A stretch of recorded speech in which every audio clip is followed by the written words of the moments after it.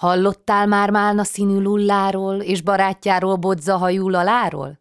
Ők bizony a végtelen erdő közepén az óriási szamócabokor alatt lakó szörpentyűk, akik napról napra gondozzák az erdei bokrokat, begyűjtik az amatos gyümölcsöket, majd gondosan megőrzik őket, amíg fenséges szörp nem készül belőlük.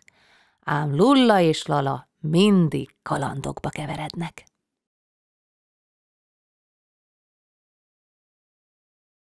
Áfonyafi. Álmosan pislogott a nap a didergő csupasz fák ágai között.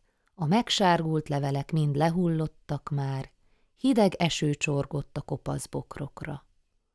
A borongós eget birtokba vették a szürke felhők, és az egész erdő vacogva ébredt. Fázósan ácsorgott a nyúlcsalád, reménykedve kémlelték az égboltot, mikor vonulnak tovább a komor fellegek, de azok egyáltalán nem akartak megmozdulni. Ázott rókák szaladgáltak csüggetten, kósza napfény után kutatva, hasztalan. A szőrpentyűk azonban most sem unatkoztak, nem lustálkodtak, hanem kora reggel óta tetőket ácsoltak, földkupacokat hordtak, hogyha megérkezik a hóvihar, biztonságban legyenek a bokrok, ne törjenek le a vékony ágacskák. Málna színű Lulla és bodzahajú Lala színes esőkabátban és gumicsizmában a málna bokor felé tartottak, hogy ellenőrizzék, az éjszakai szél tette kárt benne, mikor a tisztáson egy focizó csapatot pillantottak meg, akik ahelyett, hogy játszottak volna, a labda felett veszekedtek. Lulla ledobta a hátizsákját, és odaszaladt hozzájuk. – Nektek még mi bajotok? – kérdezte. – Zeng tőletek az egész erdő! Áfonyafi, a varázsló legkisebb fia, megvonta a vállát. – A mókusok nem tudnak focizni – mondta. Erre a mókusok felháborodtak. – Még hogy mi nem tudunk focizni, inkább az a probléma, hogy te annyira önző vagy és irigy, hogy nem lehet veled játszani, mert sose passzolod a labdát. – De ez az én labdám! – kiáltotta Áfonyafi. Lulla alig bírta elcsittítani őket, olyan hangzavar lett ismét. – Ne vágjatok egymás szavába, mert így semmit sem lehet érteni! – dobbantotta lábával bosszúsan. Bocsánatkérőn néztek rá a kis mókusok. Áfonyafi meg csak szorította a sáros labdát. – Akkor is az enyém! – motyogta magában. – Ugye tudod? – fordult Áfonyafihez Lulla. – Hogy így nem fognak veled játszani, nem lehet úgy rendesen focizni, hogy a többiek csak nézik, ahogy te egyedül futkározol. – De én nem akarom, hogy tönkretegyék a labdámat – fortyant fel Áfonyafi.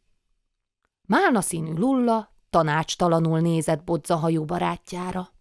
– Nem találkoztam még senkivel, aki ilyen irigy – súgta neki elképedve. Áfonyafi sértődötten arrébb rugdosta a labdát. – Nem is akarok senkivel osztozkodni – mondta, és magányosan játszani kezdett. Lulla megvonta a vállát. – Gyertek! – mondta a mókusoknak. – A hátizsákomban van bodzaszörp, szívesen megosztom veletek!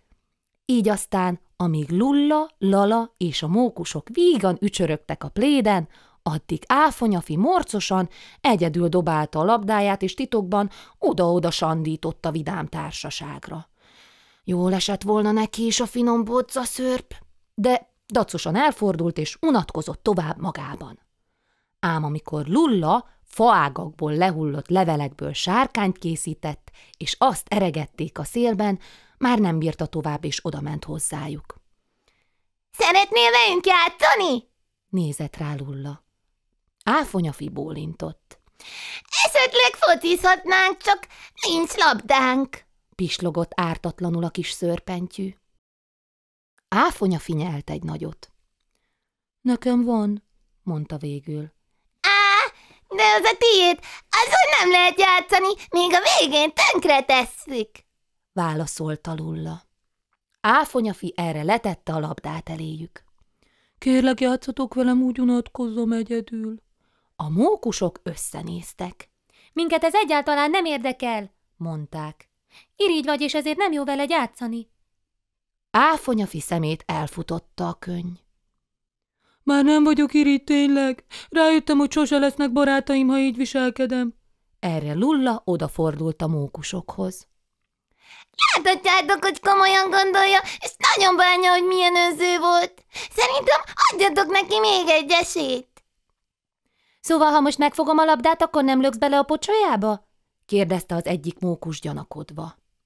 Nem, dehogy, Rázta a fejét Áfonyafi, és hogy bebizonyítsa, maga adta a mókus kezébe, aki egy hatalmasat rúgott a labdába, és kúrjongatva elkezdték a meccset. Lulla mosolyogva pakolta össze a bodza-szörp maradékát. Látod, Lara? Mondta kacsintva. Tudtam, hogy végül barátja. Nem szabad ilyen irigynek lenni.